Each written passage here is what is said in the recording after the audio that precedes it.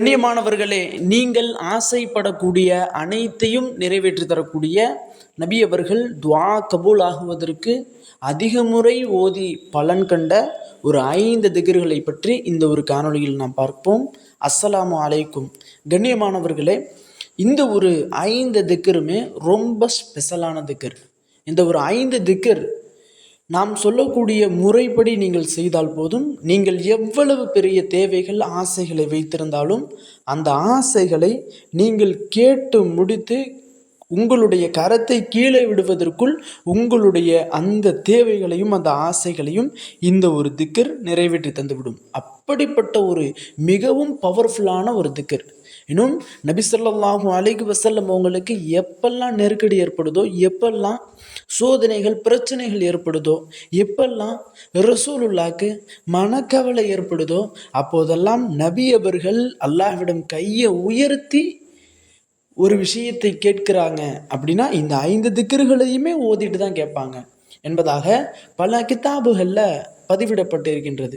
ஆக கண்ணியமானவர்களே, அது போன்று உங்களுடைய வாழ்க்கையில் நீங்கள் துஆ கேட்பீங்க, உங்களுடைய துஆக்கள் கபூலாகாமல் இருக்கும். அல்லது நீங்கள் ஒரு தேவையை நினைத்து எப்படியாவது அல்லாஹ் இதை நமக்கு தந்துடணும் அப்படின்ற நம்பிக்கையில் கேட்பீங்க, அதுவும் உங்களுக்கு நிறைவேறாமல் இருக்கும். இப்படியெல்லாம் இருந்துச்சு அப்படின்னா இந்த ஒரு 5 திக்ருகளை மட்டும் ஓதிட்டு நீங்கள் அல்லாஹ்விடத்தில் உங்களுடைய தேவைகளை கேட்டு பாருங்கள். அடுத்து அல்லாஹ்விடத்தில் நீங்கள் அதிகமாக துஆ கேட்கக்கூடியவர்களாக மாறிடுவீங்க. ஏன்னா அல்லாஹ் தாலா இந்த 5 திக்ருகளையும் ஓதிட்டு யார் துஆ கேட்குறாங்களோ அவர்களினுடைய துஆக்களை கபூலாக்காமல் இருப்பதற்கு வெட்கப்படுறானா.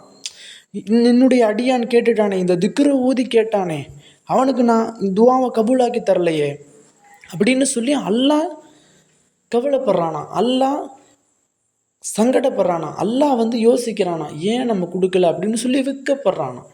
அப்படிப்பட்ட அந்த 5 திக்ருகள் என்ன, இந்த 5 திக்ருகள் ஏன் இவ்வளோ ஸ்பெஷலான ஒன்று, இன்னும் ஏன் ரசூலுல்லாஹி ஸல்லல்லாஹு அலைஹி வஸல்லம் அவங்க இந்த 5 திக்ருகளை மட்டும் துஆ கேட்கக்கூடிய சமயத்தில் ஓதியிருக்காங்க அப்படின்னு கேட்டால், நபி அவர்கள் பத்ருடைய யுத்தத்தில் இருக்காங்க. பத்ருடைய யுத்தம் இஸ்லாத்தில் நடந்த முதல் போர்.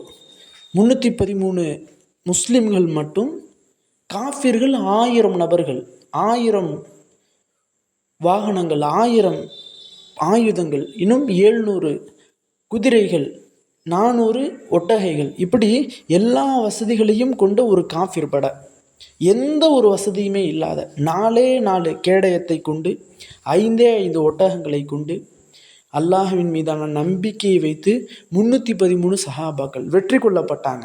அதற்கான காரணம் என்ன அப்படின்னு சொல்லி ஷேக்மார்கள் எழுதும்போது இந்த 5 திக்ருகள் தான் காரணம் அப்படின்ற மாதிரி சொல்கிறாங்க. அப்படி துஆக்களை கபூலாக்கக்கூடிய ஒரு திக்ர் ரசூல்லா அந்த பத்ருடைய போரில், பத்ருடைய யுத்தத்தில் அல்லாஹ்ட்ட உதவி கேட்கும்போது நபி அவர்கள் ஓதிய திக்ர் தான் இந்த 5 திக்ருகள்.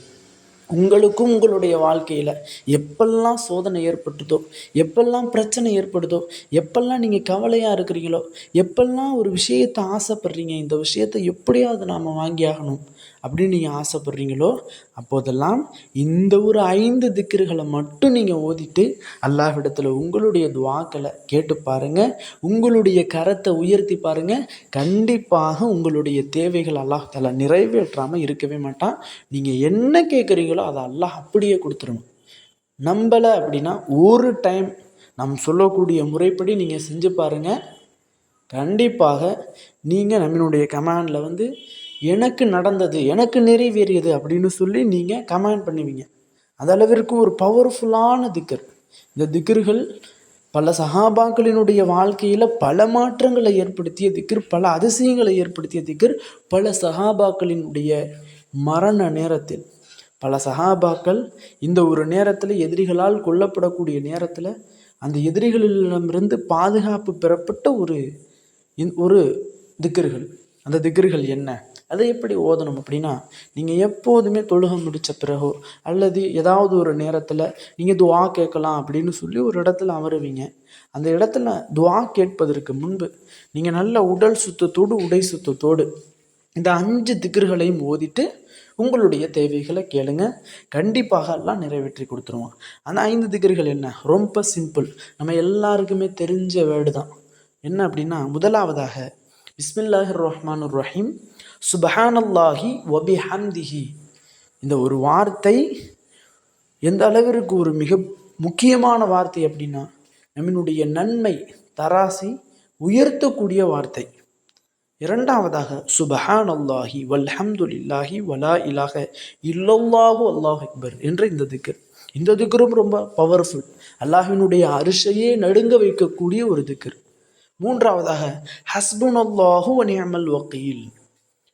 நான்காவதாக அஷ்ஹது அல்லா இலாஹ இல்லல்லாஹு வ அஷ்ஹது அன்ன முஹம்மதர் ரசூலுல்லாஹ். ஈமானினுடைய பலத்தை அதிகப்படுத்தக்கூடிய ஒரு திக்ர். ஐந்தாவதாக லா ஹவுல வலா குவத்த இல்லா பில்லா. நபி அவர்களுக்கு எப்போதெல்லாம் சோதனை ஏற்படுதோ அப்போதெல்லாம் ரசூலுல்லா கண்ண மூடி கொண்டு ஓதுன திக்ர். 5 திக்ருகளையுமே கண்டிப்பாக எல்லா முஃமினும் கேள்விப்பட்டிருப்பீங்க. எல்லாருக்கும் இந்த 5 திக்ருகளும் தெரிந்திருக்கும். தெரியாதவர்களுக்கு, அரபி தெரியாதவர்களுக்கு இன்ஷா அல்லாஹ் என்னுடைய டிஸ்கிரிப்ஷன்லையும் கமெண்ட் பாக்ஸ்லையும் இதனுடைய தமிழை நான் பின் பண்ணி வைக்கிறேன். இன்ஷா அல்லாஹ் இன்றைய ஒரு நாள் ஒரு டைம் நீங்கள் இந்த 5 திக்ருகளை ஓதிட்டு உங்களுடைய தேவைகள் அல்லாட்ட கேட்டு பாருங்கள். யாரெல்லாம் இந்த திக்ருகளை ஓதிட்டு அல்லாட்ட துவா கேட்குறாங்களோ அவர்கள் அனைவரினுடைய துவாக்களையும் அல்லாஹ்தாலா அங்கீகரித்து தருவானாக. இன்னும் அந்த துவாவில் என்னையும் சேர்ற்றுக்கொள்ளுங்கள். கண்ணியமானவர்களே, இந்த திக்ருகளை ஓதிட்டு துவா கேட்கக்கூடியவர்களினுடைய வாழ்வில் அல்லாஹ்தாலா அதிகமான பரக்கத்தையும் அதிகமான ரஹ்மத்தையும் ஒளிய செய்வானாக. ஆமீன் என்று துவா செய்தவனாக இந்த ஒரு காணொலியை முடித்துக் கொள்கிறேன். இந்த காணொலி தாங்களுக்கு பிடித்திருந்தால் ஷேர் செய்யுங்க, லைக் செய்யுங்க, கமெண்ட் செய்யுங்க, மறக்காமல் துவா செய்யுங்க.